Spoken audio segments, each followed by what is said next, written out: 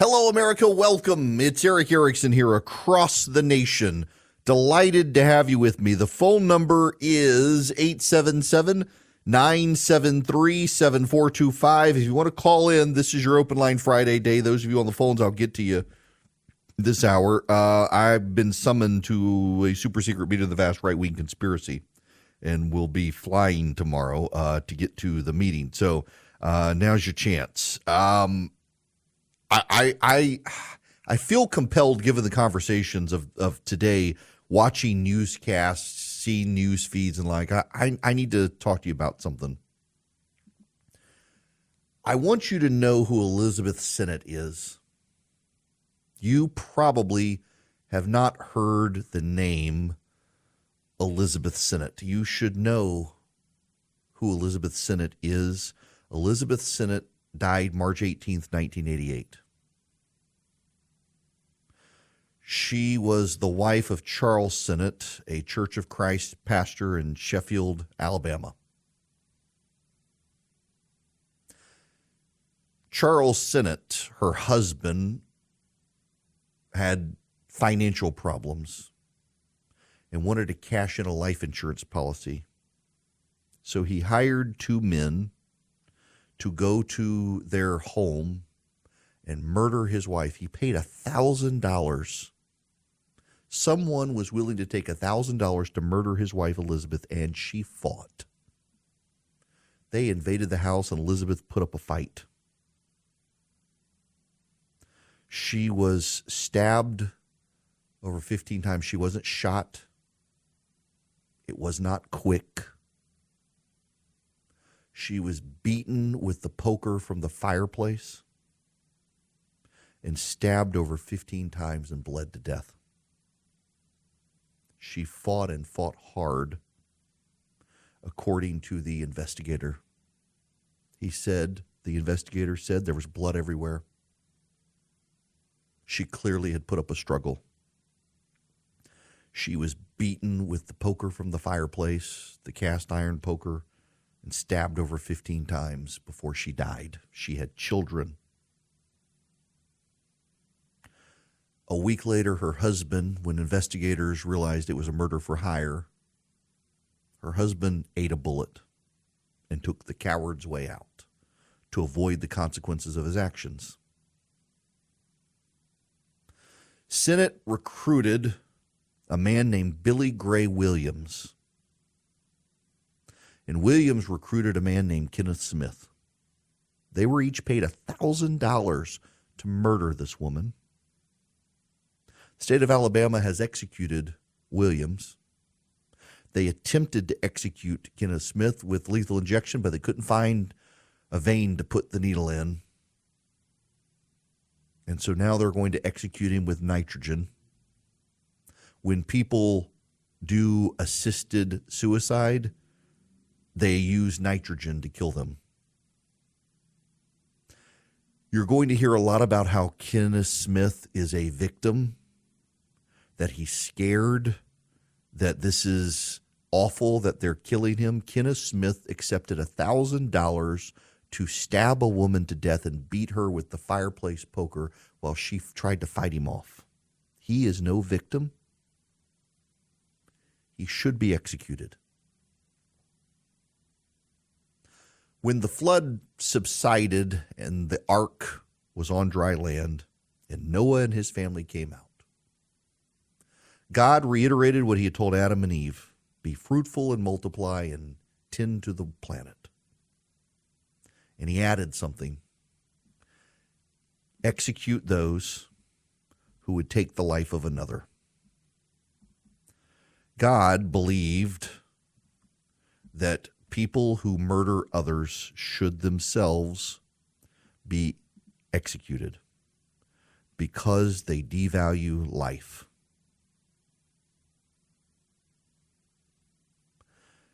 And I tend to agree. You shall not eat flesh with its life, that is its blood. And for your lifeblood, I require a reckoning. This is what God says to Noah. The world is restored. And he says, from every beast I will require an end from man. From his fellow man I will require a reckoning for the life of man. Whoever sheds the blood of man, by man shall his blood be shed. For God made man in his own image. It's actually remarkable that you have this man and his wife and his sons and daughters-in-law, essentially no one on the planet other than these people. And God says, whoever sheds the blood of man, by man shall his blood be shed, for God made man in his own image. And I stand by that. I support the death penalty. Kenneth Smith is not a victim. The victim's name is Elizabeth Sennett. Elizabeth Sennett, he murdered her for $1,000 in 1988. She fought him, and he beat her and stabbed her in her own home. Kenneth Smith is going to be executed, and I am fine with it, and you should be too. He is going to be executed with nitrogen because progressives have worked very hard to eliminate every possible means of execution. And it is not a coincidence that as this nation has begun to drift away from the death penalty, that we have devalued life. I think there's a tie-in, and it goes back to that statement in Genesis. God says to kill those who would take the life of another created in the image of God. And this nation and so many Western nations, we have seen a rise in euthanasia. We've seen a rise in abortion. We've seen a rise in violence and a rise in disrespect for human life as all of these nations have decided to get rid of the death penalty. We will protect the murderer and treat them as the victim, and we devalue the actual victims. I don't think it's a coincidence at all. I have had on this morning in my studio, I flipped between the channels, and now I've got this great setup now, and I can see all of them. CNBC, MSNBC, CNN, Fox News, Bloomberg, all the news channels up there. All of them have covered this. All of them have covered Kenneth Smith, Kenneth Eugene Smith. They've all covered him. And very few of them want to cover Elizabeth Sennett. Very few of them wish to talk about what happened. Very few of them. Why is that? Why not put focus on her? She was the victim. She was the victim. Her children remain scarred by it. Her children lost her, and her children lost their father, knowing that their father was the man who wanted to murder her. And I said it wrong. That Charles Sennett, he recruited Billy Gray Williams, and Williams actually then recruited the two murderers, Kenneth Eugene Smith and John Forrest Parker. Now, at his first trial, a jury voted to sentence Smith to death. There was a second trial, and the jury voted 11-1 to recommend life without parole. The judge overruled him and said he qualified for the death penalty.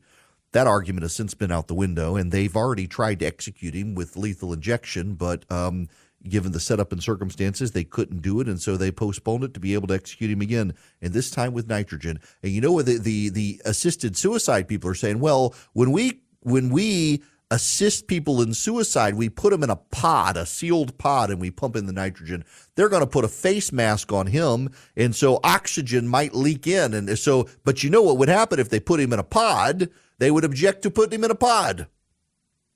They're objecting to killing him at all.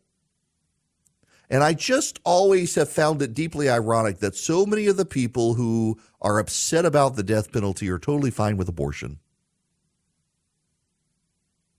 So many of the people who do not want to kill murderers are perfectly fine murdering children.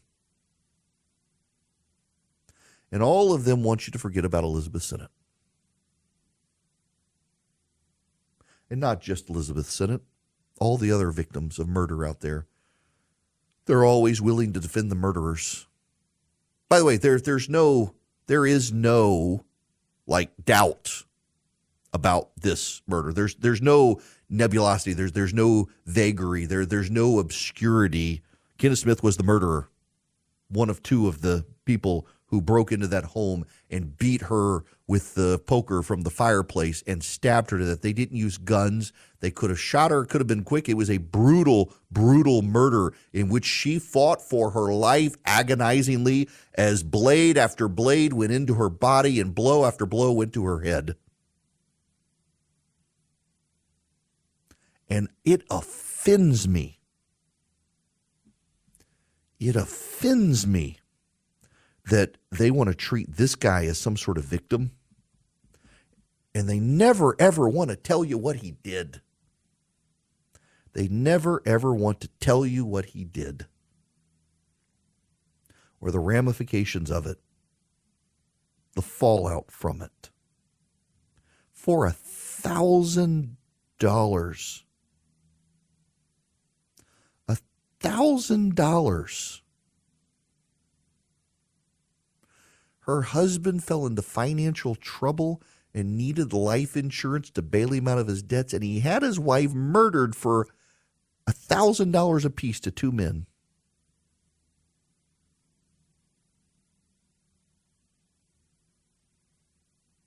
Both of Elizabeth Sennett's sons will watch Kenneth Eugene Smith be executed. We just want this to be over with, and I'm sure his family does too. It's been 35 years. He's actually probably laughing, or has been, because he said he would get out of the first one, and he did.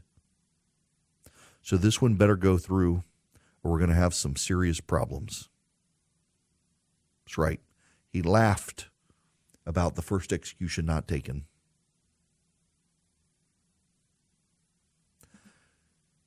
I think we should bring back, in Utah, and I think in Mississippi, they're willing to do firing squads and hangings. I see no problem with either. But I feel compelled, having watched the news this morning. It's amazing how they're bouncing back and forth in the coverage between Donald Trump and this guy getting executed. And I just want you to remember that Kenneth Smith is not a victim. Kenneth Smith chose to take $1,000 to murder a mom of two sons because her husband wanted her dead. He is not the victim, and he deserves to be executed, and hopefully will be. All righty, to the phones we go. Michael's been waiting patiently. You're up next, Michael. Welcome to the Eric Erickson Show. Thank you. Very powerful monologue. I agree with everything that you just said. But my question is, with the focus on the presidential race, House and Senate are going to seem to be what Trump needs to get stuff done. How does Nikki Haley either staying in or dropping out affect the Republican Party's focus on the House and Senate elections? And I'll hang up and wait for your answer. Right. Thank you. Sure, absolutely. Good question. I don't know that it affects it because we're still in the primary process. And most state congressional primaries are different from their presidential primaries. Most states have their presidential preference primary and their regular primaries for Congress and Senate at different times. And so those are still playing out. And I think those will continue to play out over time as we wait to see this happen. Now, I want to say very clearly and distinctly for everyone here, I think Donald Trump can win the general election.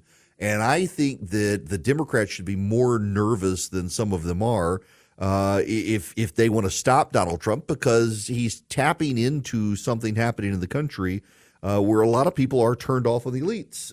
So many people are angry with what they see as dysfunction in Washington, whether it's the crime, border, whatever. There's great economic news today, but people aren't feeling it. Although wages may be catching up, that could turn the tide for Biden. But just there's so many issues, so many people are angry about, and they weren't angry about those issues when Donald Trump was president, and he has a lot to sell people. At the same time, because of his legal bills alone, he's going to need a ton of money from the RNC and super donors, super PACs, to be able to get across the finish line, because you got to fund get out the vote efforts. You've got to make a persuasive case to independents. You got to run ads. You got to do all that sort of stuff. And it's all very expensive, because remember, you're going to go vote for him. But there are a lot of people who only vote in general elections, and they've got to be persuaded every election, and it's expensive to do with ads, media, get out the vote, mail, door knockers, everything. And Trump's money's all going to lawyers, so he's going to have to rely on the RNC. He's going to have to rely on super PACs in a way that, for example, a Haley or a DeSantis or someone else wouldn't, just because of the lack of those legal bills. So he's a heavier lift to get elected. He can get elected, but all of that money that's going to have to be used for him that would not have to be used for the others could go to Senate races and House races and make the House and the Senate much more competitive. That's the downside of Trump as the nominee. Just it's the cost, the heavy burden of finances to get him across the finish line. He can, he just might, but it'll be more expensive than a Haley or a DeSantis race. Now, I hope that answers the question. It's a resource play, and there's only a fixed amount of money that's going to come into play that could be used for the House and the Senate. We have a real good shot at picking up the Senate. Joe Manchin alone retiring gives us the Senate, but there are lots of other races out there at stake. Now, speaking of expense, running your business can be expensive, particularly if you do a lot of shipping of stuff. One great way to save a lot of money is to use Stamps.com like I do. You can save up to 89% on post office and UPS shipping rates. It's incredible savings. If you go to Stamps.com and you click the microphone, you can put in my name, Eric, E-R-I-C-K. You can start saving today with Stamps.com. And here's what I love about it. There is no long-term commitment. There's no contract. You can cancel at any time. I've been a customer of theirs for 20 years, but not 20 consecutive years. There have been years where I didn't need Stamps.com. And then suddenly, this past year, as I started picking up radio stations and need to send stuff to people, promo stuff, I went back to them, and they are as good as they've ever been. In fact, better now. Their website, their ability to get supplies, labels, and stuff from them, it's so great. You can order everything from Stamps.com, and you can cancel at any time. Right now, if you go to Stamps.com, you click the microphone and you put in Eric, E-R-I-C-K, you're going to get a free limited time offer with free postage, a free digital scale to help you weigh out your packages, and then you can ship with the post office, UPS. And here's the thing that's so brilliant. You can arrange pickup at your office through Stamps.com or your home. You never have to go stand in line. You don't have to get in your car. It's fantastic. It makes it so easy. It saves you money. It gets your packages out the door. It gives you great rates. Stamps.com. Click the microphone. Put in my name, Eric, E-R-I-C-K. Welcome. It is Eric Erickson here. The phone number, 877-973-7425. Let's go to the phones. Brian, you're going to be up next. Welcome to the show, Brian. How are you? I'm doing great, Eric. How you doing? Great. What's going on? Well, in the spirit of tax season, I'm just curious if there's any intention of Fonnie Willis giving some of that taxpayer dollar back for the improper hiring of the prosecutor. And to kind of follow up, doesn't that entire situation kind of peek behind the veil as to how serious they're really taking that case? And I'll just let you answer. Thank you.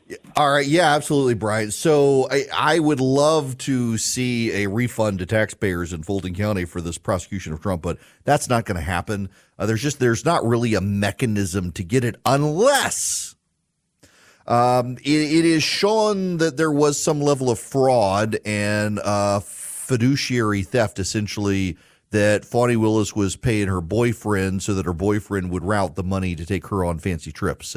If you could prove that, you could probably recall some of the money. But I have a hard time believing that's going to happen. I really actually believe that this case should be thrown out, given if the allegations are proven true, and it appears that they are, it should be thrown out. Regardless of guilt or innocence of the people involved, including those who've already pled guilty, it should be thrown out because you must disincentivize this prosecutorial behavior. And the best way to disincentivize this prosecutorial behavior is to throw out the big case that the prosecutor championed for fame and glory. In all seriousness, it needs to be wiped out. It needs to be thrown out. If when this goes forward and the judge has this hearing and the facts are shown to be what the defendant claims, the whole case should be thrown out to disincentivize any prosecutor from ever doing something this unethical again. And it is highly unethical to hire your adulterous boyfriend to be in charge of a case without disclosing that relational conflict of interest, particularly to the taxpayers. 877-973-7425. Mike, you're up next. Welcome to the show. Hey, how are you? Good. What's going on? Well, I want to talk about Nikki Haley's strategy going forward. She seems to have co-opted something that Rush Limbaugh invented back in 2008 called Operation Chaos. And if you remember, McCain had already wrapped up the nomination for the Republicans after Super Tuesday. The Clinton versus Obama fight was neck and neck. And Rush came up with the idea in the waning primaries as a way to keep the Democrats not able to get to the convention with a declared nominee. And so he enlisted his listeners to switch over. There was a waste of time to vote for McCain. He had already won. To switch over to create basically a tie. And no one would have enough votes until the floor fights that would show up at the Democratic convention. Nikki Haley is doing that right now when she's trying to target, in her strategy, crossover states where she can get access to the Democratic votes that basically mean nothing because it's Biden's already there. So as long as they're going to show up to vote, she would like them to vote for her. And she's going to pile up delegates and pile up votes using the Democrats to become the Republican nominee. Look, I would say it's the Democrats who are doing it more than her. She's taking advantage of it, as Clinton did in the Operation Chaos of 2008, and dragging this thing out. Except that there is one problem, however, Mike, with the way this is playing out, and that is that she's not winning enough delegates anywhere so far. She's going to get blown out of the water in South Carolina. And then increasingly, as the GOP progresses, it moves to winner-take-all states. So the difference between the Democratic primaries and the Republican primaries is that the Democratic primaries are almost all proportional delegates. The GOP starts with proportional delegates and then rapidly moves to winner-take-all states. So if it's a 51-49 win for Trump, he gets 100% of the delegates. And what we're seeing is even as the independent voters come out and the Democrat voters come out and claim to be Republican, Haley's not putting points on the board. For perspective, if you go back to 2008, Barack Obama secured the nomination June 3rd, 2008. On my birthday in 2008, he got enough votes to become the Democratic nominee. Hillary Clinton held on. She got 46%. No, she got 49% of the delegates pledged. When you take in super delegates and all, at the end, she got 46%. He got 53% of the delegates. But of pledged delegates, people in the voting, it was 51-49 in the elections. And they've changed the super delegate rules for the Democrats there. But that's why something like an Operation Chaos becomes a little harder on the GOP side, is because Haley can get incremental proportional delegate votes in the beginning, but as it goes on, a lot of those bigger states become closed primaries and they're winner take all. So there are only a handful of states she could even do an Operation Chaos style vote in. After that, it's closed primaries, Republicans only, no crossovers, and they're all Trump. My guess is, so for perspective, Barack Obama was able on June 3rd, 2008 to get enough delegates to cross the threshold to win the nomination. In 2024, in the Republican primary, Super Tuesday comes in early March. Right now, so you need 1,215 delegates to get the GOP nomination. Trump's got 32. Nikki Haley has 17. DeSantis has 9. Vivek Ramaswamy has 3. And as the calendar plays out over time, you're going to have this massive surge starting on, it's going to be March 5th. Alabama, Alaska, American Samoa, Arkansas, California, Colorado, Maine, Massachusetts, Minnesota, North Carolina, Oklahoma, Tennessee, Texas, Utah, Vermont, and Virginia. And then 1 week later, on March 12th, you'll have Georgia, Hawaii, Mississippi, and Washington. And then March 15th, the Northern Marianas, and March 16th, Guam, March 19th, Arizona, Florida, Illinois, Kansas, Ohio. So by the end of March, March 23rd, it'll be Louisiana. By the end of March, you're going to have almost all of the delegates collected. And the way that it's flowing is you will have this massive pile of delegates coming in, and Trump should officially be the nominee by the end of March, just the way the calendar's playing out. And then the Republican convention is going to be the 15th through the 19th of July. The Democratic convention will be the 19th to 23rd of August. The gathering will be the 8th through the 11th of August between the two conventions, and we'll be focusing on, at my gathering, the Senate and the House candidates that we can put on the board for. So there you have. That's the lay of the land. That's why an Operation Chaos becomes harder on the GOP side. So many of the winner-take-all states and the closed primary nature of them, it just becomes very hard to do. But yeah, to begin with, she's definitely benefited from non-Republicans flowing over, but the structure of the Republican primary is so different from the structure of the Democratic primary in terms of both winner-take-all and superdelegates and proportional voting and the lay of the land on the calendar. Not all of them have the same calendar structure.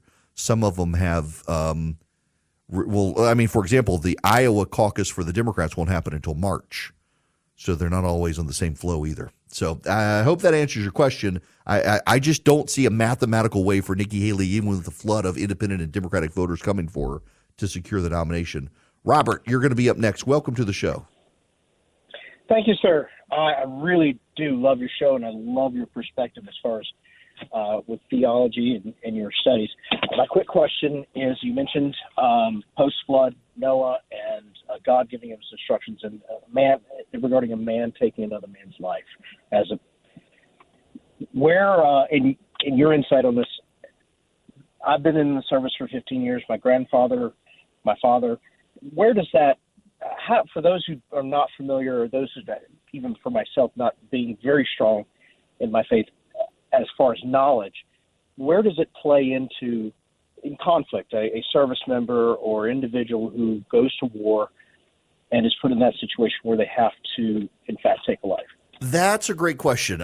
When you play out what he's telling Noah, for example, that is specifically with the word choices used that we don't pick up in the English translations. That's about murder. It's different from war. In fact, very quickly, as population rebuilds, God is telling the Israelites, you've got to actually wipe out people, or they're going to corrupt you. And then you get into the New Testament and Christian theology, and there is a just war doctrine that's pervasive in the New Testament, where you taking up arms for your country, God establishes rulers and kingdoms, and countries fight each other, that you in a just war are totally allowed to and authorized to take the life of the enemy. There's a difference between taking the life of someone in combat and willfully taking the life of someone. Let's go with Kenneth Smith. Had he killed someone in a war, he would not be getting the death penalty, nor would God be saying execute him in this theological understanding of Genesis 9. But it was a willful. He took someone's money to, with malice, kill someone. And that difference matters greatly theologically. And the word choices used that we don't get from the Hebrew and English very clearly are the willful and wanton shedding of blood, the willful wanton killing of someone, not in wartime, but because you didn't like the person or you had malice in your heart against them. I hope that helps. Jim, you're going to be the last caller. Welcome. Let's see. Can I fire up? Well, my call screening program. Let's see. Yep, Jim, there you are. Welcome. How are you? Oh, fine. How are you doing? Great. What's going on, Jim? Listen, well, as regards to this execution, this is an opportunity to make this guy realize, he's laughing out the other side of his face, and it just might encourage him to repent. Now, for those who don't believe in God, that's not going to mean anything. But for those of us who do, and we take seriously the idea of forgiveness, God can accept somebody at the last minute who just realizes, I I'm the one who did this. And I can think of at least 2 instances where somebody at the very last said, I'm sorry. I did this. What I find striking about this, Jim, and thanks for that, is he's got a spiritual advisor. He's apparently got a pastor who travels from Arkansas. And God bless him. He's got a missional calling to do this. And I by the way, I know ministers who minister to death row inmates. And some of them support the death penalty. Some of them don't. Many of them just find it a calling to try to convert the person before they die, and they take it very seriously. What frustrates me to no end is so many of the people who go on television and talk about this sort of stuff, they forget the real victim. It is not the murderer. It is the murdered victim. And she was stabbed to death. She wasn't shot. She didn't die quickly. It was a brutal, agonizing thing. And the state will bend over backwards to keep this man comfortable till the very last moment, till the very last breath. They will have a body of people in there to witness it. They will have doctors on hand, all of that. And unlike what happened to the woman he murdered. And I just think that perspective gets lost in the conversations. It makes me angry. It makes me real angry for the real victims. Now, death penalty, the Supreme Court, all that, these are constitutional issues. What's going on in Texas with the border, constitutional issues. And you are probably wiser and have more insight into the constitutional issues on these things if you've ever taken one of the classes from Hillsdale College. You can go. In fact, I haven't actually been to the website yet. I want to go see this, see what Larry Arnn cooked up for me. EricForHillsdale.com, ERICK, for Hillsdale.com. Look at this. You get your free pocket-sized Constitution with the Declaration of Independence included. You just fill out the form with your address and they get it. And you can hear the Constitution Minute. You can hear them during commercial ad breaks around the nation on this show. So essentially, Hillsdale College wants to educate you about the Constitution, and they started doing these Constitution Minutes. They play during the show. They are put together by Hillsdale College, and they teach people about the Constitution.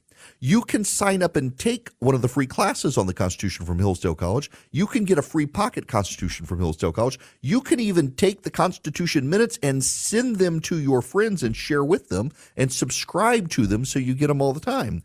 All you do is go to ericforhillsdale.com, Eric, E-R-I-C-K, for Hillsdale.com. And y'all, Hillsdale College does a marvelous job. They're easy to understand lectures. They're not over your head. They're not designed with all that academic language that confuses the issue. Hillsdale College, Larry Arnn, they are committed to constitutional principles, and they want you to be able to understand the Constitution. If we are a nation of laws, not men, but a nation put together by men, of the people, for the people, and by the people, you've got to understand your founding documents, and Hillsdale wants you to, and they'll give you the free pocket Constitution. Just go to ericforhillsdale.com today, sign up. You should develop a long-time supportive relationship with Hillsdale anyway. Such a great academic institution. We need more like Hillsdale. Hello, welcome. It's Eric Erickson. Y'all, have you heard of ZERP? ZERP. You should know the economy is actually growing.